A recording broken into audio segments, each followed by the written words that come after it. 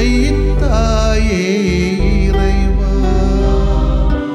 இறை மகனே இறைவா, தூய ஆவியே இறைவா, உம்மை புகழ்கின்றோம். அன்புருவான இறைவா, அகிலம் காக்கும் இறைவா, அமைதி அருளும் இறைவா, உம்மை போற்றுகின்றோம்.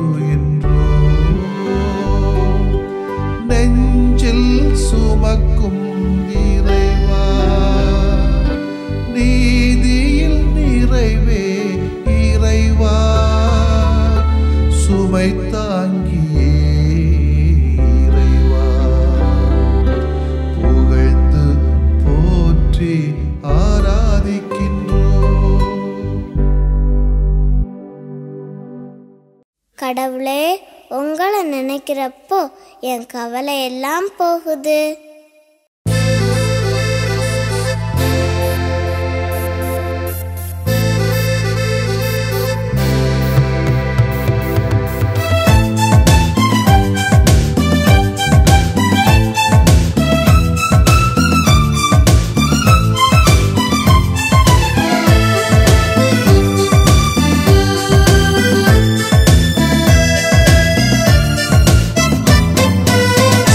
உனை நாடி நாடி வரும் நேரம், உயிர் நாடி உருகி பாடும். சொந்தம் தேடி தேடி வரும் வேளை, சொல்லாமல் சோகம் போகும். உன்னில் என்னை, என்னில் உன்னை, உன்னில் என்னை, என்னில் உன்னை, என்றும் அன்பில் ஒன்றி வாழ வாழ்த்தும் உந்தன் வார்த்தை. உனை நாடி நாடி வரும் நேரம், உயிர் நாடி உருகி பாடும்.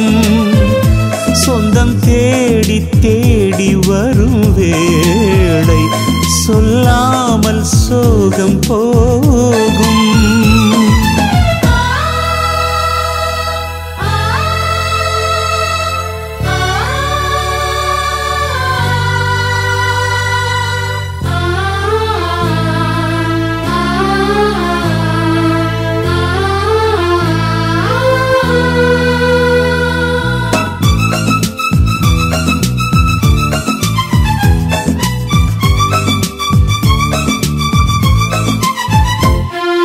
வாழ்வின் ஒளி உன் வார்த்தை, வழியை விலக விழுந்தேன். வாழ்வே உன்னில் சரணாக, வரங்கள் சுரந்தாய் மழையாக. வாழ்வின் ஒளி உன் வார்த்தை, வழியை விலக விழுந்தேன். வாழ்வே உன்னில் சரணாக, வரங்கள் சுரந்தாய் மழையாக. வானம் போன்ற உந்தன் அன்பில் வாழும் ஜீவன் நான். உன் வள்ளல் உள்ளம் சொல்லும் வார்த்தை வளமை தந்ததே. ஆஹா, ஓஹோ,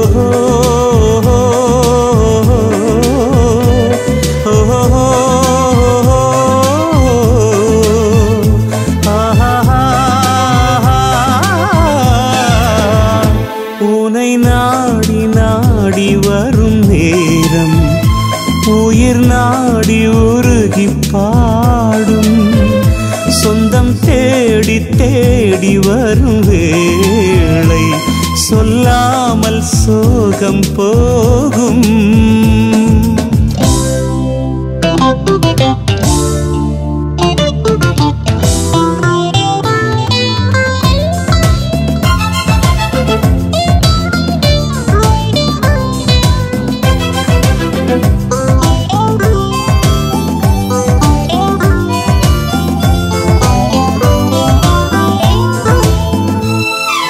தனிமை இருளின் சிறையில் தவித்து என்னை இழந்தேன். இறையே உன்னை உயிராக இதயம் தந்தாய் உணர்வாக. தனிமயிருளின் சிறையில் தவித்து என்னை இழந்தேன். இறையே உன்னை உயிராக இதயம் தந்தாய் உணர்வாக. எந்தன் வாழ்வு உந்தன் உறவில் சொந்தம் காண்கிறதே. என் நெஞ்சில் என்றும் சந்தோஷந்தான் சந்தோஷந்தானே.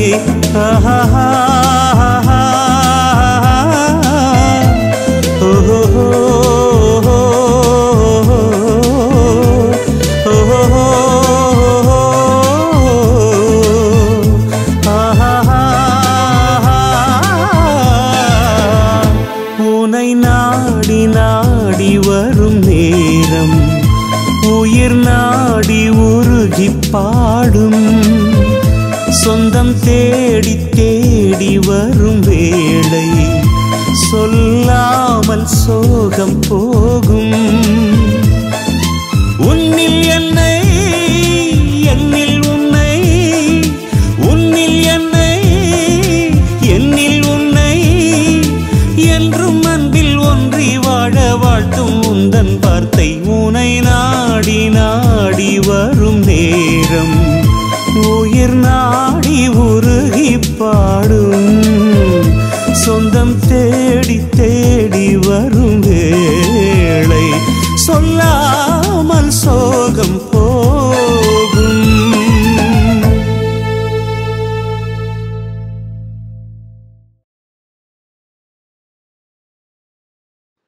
மார்க் எழுதிய நற்செய்தி அலகு 9 இறைச்சொற்றொடர்கள் 30 முதல் 37 வரையிலானவைகள். அக்காலத்தில் இயேசுவும் அவருடைய சீடர்களும் மலையை விட்டு புறப்பட்டு கலிலேயா வழியாகச் சென்றார்கள். அது யாருக்கும் தெரியக்கூடாது என்று இயேசு விரும்பினார். ஏனெனில் மானிட மகன் மக்களின் கையில் ஒப்புவிக்கப்பட இருக்கிறார். அவர்கள் அவரை கொலை செய்வார்கள். கொல்லப்பட்ட 3 நாட்களுக்கு பின் அவர் உயிர்த்தெழுவார் என்று அவர் தம் சீடருக்கு கற்பித்துக் கொண்டிருந்தார். அவர் சொன்னது அவர்களுக்கு விளங்கவில்லை. அவரிடம் விளக்கம் கேட்கவும் அவர்கள் அஞ்சினார்கள். அவர்கள் கபர்நாகுமுக்கு வந்தார்கள். அவர்கள் வீட்டில் இருந்த பொழுது இயேசு, வழியில் நீங்கள் எதை பற்றி வாதாடி கொண்டிருந்தீர்கள் என்று அவர்களிடம் கேட்டார். அவர்கள் பேசாதிருந்தார்கள். ஏனெனில் தங்களுள் பெரியவர் யார் என்பதை பற்றி வழியில் ஒருவரோடு ஒருவர் வாதாடி கொண்டு வந்தார்கள். அப்பொழுது அவர் அமர்ந்து 12 கூப்பிட்டு அவர்களிடம், ஒருவர் முதல்வராக இருக்க விரும்பினால் அவர் அனைவரிலும் கடைசியானவராகவும் அனைவருக்கும் தொண்டராகவும் இருக்கட்டும் என்றார். பிறகு அவர் ஒரு சிறு பிள்ளை எடுத்து அவர்கள் நடுவே நிறுத்தி அதை அரவணைத்து கொண்டு, இத்தகைய சிறு பிள்ளைகளுள் ஒன்றை என் பெயரால் ஏற்றுக்கொள்பவர் எவரும் என்னையே ஏற்றுக்கொள்கிறார். என்னையே ஏற்றுக்கொள்கிறார், என்னை மட்டுமல்ல, என்னை அனுப்பினவரையே ஏற்றுக்கொள்கிறார் என்றார். ஆண்டவரின் அருள்வாக்கு. இறைவா உமக்கு நன்றி. அன்புக்கினிய சகோதரிகளே, சகோதரர்களே, இந்த உலகத்துல இன்னைக்கு பெரிய பிரச்சனை, நீயா நானா, நீ பெரியவனா நாம் பெரியவனா, நம்மள முதன்மையானவர்கள் யார்? அது அரசியலிலும் சரி, ஊர்களிலும் சரி, பண்பாடுகளிலும் சரி, கலாச்சாரத்திலும் சரி, கலையிலும் சரி, திரு அவையிலும் சரி, பங்குகளிலும் சரி, குடும்பத்திலும் சரி, இன்னைக்கு எதில் எனது முதன்மை இருக்கிறது என்ற கேள்விக்கு நாம் பதில் சொல்ல வேண்டிய காலத்தின் கட்டாயம். எல்லோருமே முதன்மையானவர்களாக இருக்க விரும்புகிறோம். இது சமூகத்திலே தொடங்கி ஒரு சாதாரண வீட்டுக்குள் முடியும் சண்டை வரை பின்புலமாக இருக்கிறது. எதற்காக நாம் முதன்மையானவர்களாக இருக்க விரும்புகிறோம் என்றால், அனைவருடைய கவனமும் அவர் மீது இருக்கிறது. உதாரணமாக, ஏதாவது பொது நிகழ்ச்சியில் பங்கெடுக்கிறோம். திடீரென முதன்மையானவர் வரும்போது அனைவரும் அவரை நோக்கி திரும்புகின்றனர். அனைவருமே அவருக்கு பணிவிடை செய்வர். அனைவரும் அவருடைய வார்த்தைக்கு கட்டுப்படுவர்.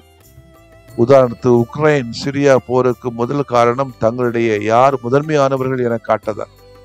இந்த முதன்மைத்துவம் என்ற விழுமியம் எவ்வாறு தோன்றுகிறது என்பதற்கு யாரும் பயணம் செய்யாத பாதை என்ற நூலின் ஆசிரியர் ஸ்காட்பெக் கிராட்ஃபிக்ஷன் என்ற வார்த்தையின் வழியாக அறிமுகம் செய்கிறார். அதாவது நீண்ட கால மகிழ்ச்சிக்கு காத்திராத மனம் சின்ன சின்ன சிற்றின்பங்களை நாடி தன்னையே கிராட்டிஃபை செய்து கொள்ள நினைக்கிறது. உதாரணமாக, குழு வாழ்வு என்பது நல்ல மதிப்பீடு, எல்லாருமே சேர்ந்து வாழ்வு. அன்பியம் போல வச்சுக்கோமே, சேர்ந்து உழைப்பது, சேர்ந்து சாப்பிடுவது, கூட்டு குடும்பம் போல. ஆனால் இதனை எளிதில் பெற முடியாது. எனவே நாம் காத்திருக்க வேண்டும். அவ்வாறு காத்திருக்க முடியாமல் சாதி சண்டையில், மதச்சண்டையில், மத அடிப்படையில், ஜாதி அடிப்படையில், மொழி அடிப்படையில் பிரிந்து செல்கின்றவர்கள் முதன்மையாக இருக்க விரும்புகிறார்கள். ஆனால் இயேசு இன்று விரும்புகின்ற முதன்மைத்துவம் சற்று வித்தியாசமானதாக இருக்கிறது. அது நமக்கு விபரீதமாக கூட நமக்கு தோன்றலாம். அதாவது பொறுப்பில் அல்ல, மாறாக பணியில் முதன்மையாக இருங்கள் என்ற பாடத்தினை கற்றுக் கொடுக்கிறார். ஏனென்றால் சீடர்களோடு இணைந்து கப்பர்நாகும் செல்கிறார். பெரும்பாலும் சீடர்கள் கப்பர்நாகுமை சார்ந்தவர்கள்.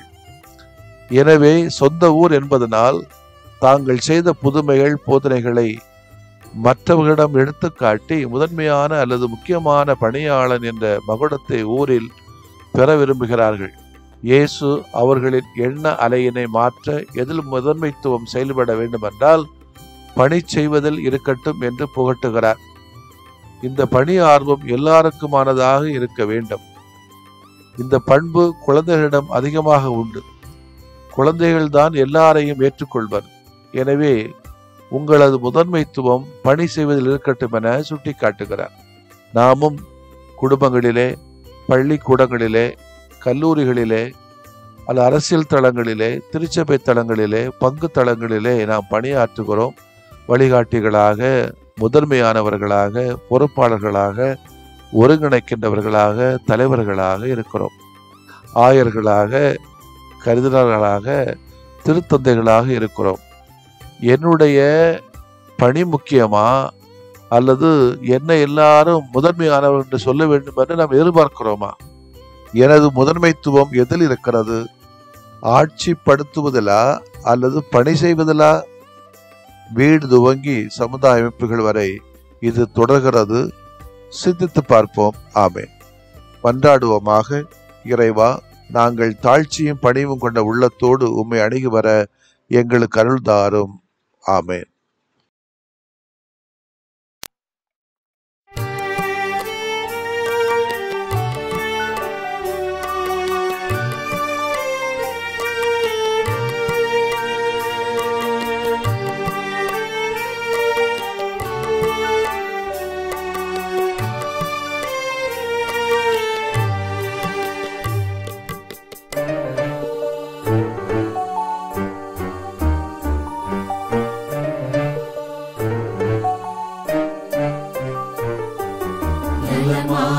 யாம் வாழ வரம் தாருமே, எம் நிலை மாற்றி உனில் வாழ நலம் தாருமே. நலமாக யாம் வாழ வரம் தாருமே, எம் நிலை மாற்றி உனில் வாழ நலம் தாருமே.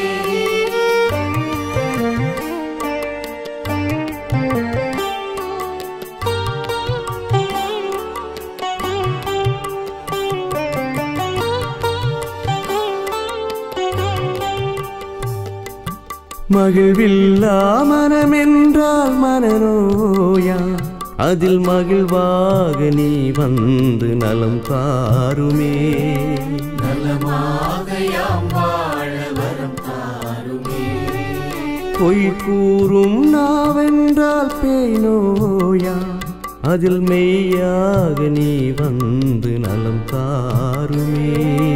நலமாக யாம் வாழ வரம் தாருமே, எம் நிலை மாற்றி உனில் வாழ நலம் தாருமே.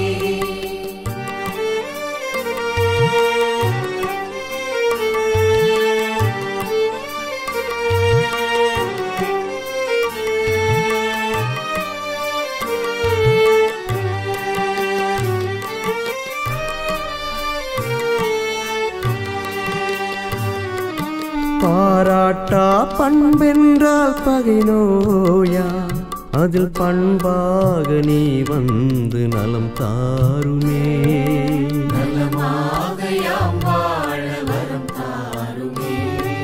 சினமொன்றே குணமென்றால் சிரம் நோயா, அதில் சிரிப்பாக நீ வந்து நலம் தாருமே.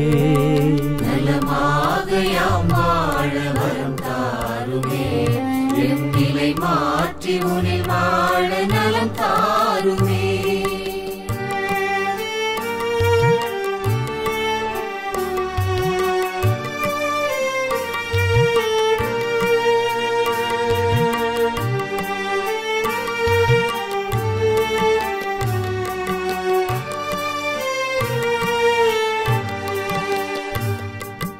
உழைக்காத உடல் என்றால் உயிர் நோயா, அதில் உழைப்பாக நீ வந்து நலம் தாருமே.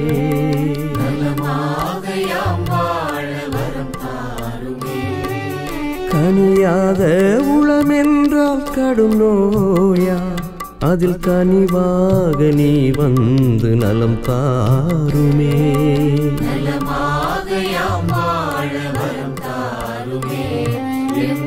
மாற்றி உனில் வாழ நலம் தாருமே.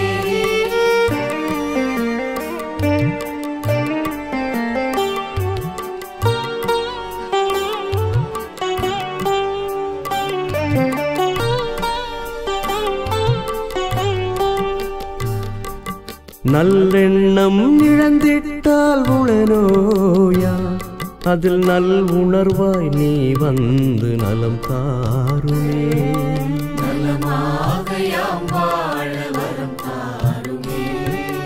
நம்பிக்கை களைந்திட்டால் வாழ்வில்லையா, அதில் நலமாக்கும் நீ வந்து வாழ்வாகுமே.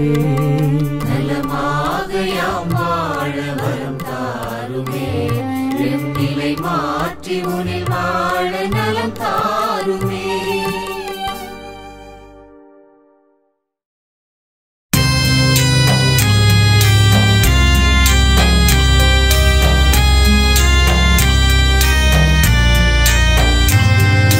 மாண்புயரிவருள்ளடையாளத்தை தாழ்ந்து பணிந்து ஆராதிப்போம்.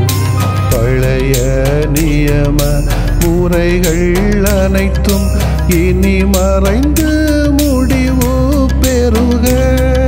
புதிய நியம முறைகள் வருக.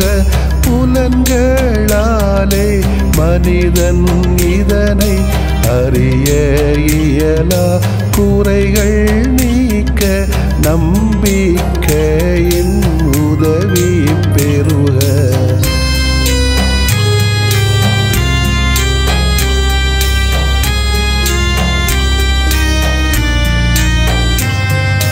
தந்தை அவர்க்கும் மகன் அவர்க்கும் புகழ்ச்சியோடு வெற்றியாக்கும். மீட்பின் பெருமை மாட்சிமையோடு வலிமை வாழ்த்து யாவுமாக. இருவரிடமாய் வருகின்றவராம் தூய ஆவியானவர்க்கும் அளவில்லாத சமப்புகழ்ச்சி என்றுமே உண்டாகுக. ஆமென். வானின்று அவர்களுக்கு அப்பமளித்தீரே, இனிமையெல்லாம் தன்னகத்தில் கொண்ட அப்பம் இதுவே. மன்றாடுவோமாக. இறைவா, இந்த வியப்புக்குரிய அருளடையாளத்திலே உம்முடைய பாடுகளின் நினைவு எங்களுக்கு விட்டு சென்றீ. உம் திருவுடல் திருநத்தமாகியவற்றின் தூய மறைவருளை வணங்கும் நாங்கள் உமது மீட்பின் பயனை இடைவிடாமல் துய்த்து உணர்ந்து மகிழ அருள்வீராக. தந்தையாகிய இறைவனோடும் தூய ஆவியாரின் ஒன்றிப்பில் இறைவனா என்றென்றும் வாழ்ந்து ஆட்சி செய்கின்ற உம்மை மன்றாடுகிறோம்.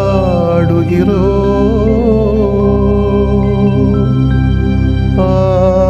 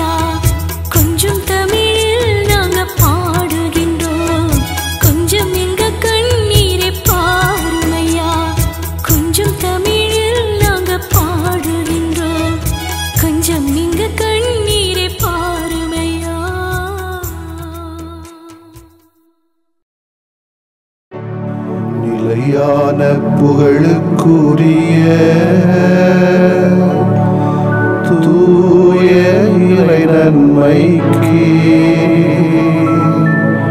எல்லா காலமும்